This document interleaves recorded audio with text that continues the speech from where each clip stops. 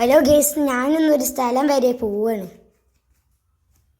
അപ്പം ഞാനൊരു സൈക്കിൾ എടുക്കാനാണ് പോണത്. കുറച്ച് പൈസ എടുത്ത് വെച്ചിരിക്കണേ. അപ്പോൾ സൈക്കിളുകളൊക്കെ സെലക്ട് ചെയ്യാണ്. അപ്പോൾ ഇവരൊക്കെ ഇത് പൊട്ടിക്കുകയാണ്.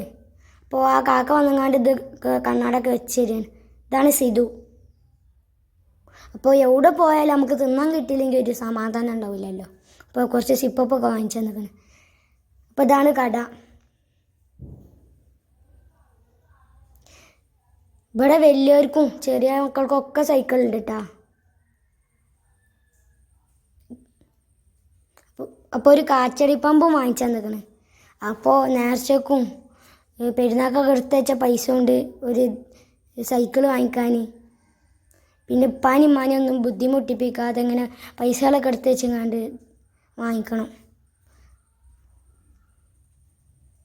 അപ്പോൾ ഇനി വണ്ടി വന്നിക്കണ്. നമുക്ക് വണ്ടിയൊക്കെ സൈക്കിളെ കയറ്റണം.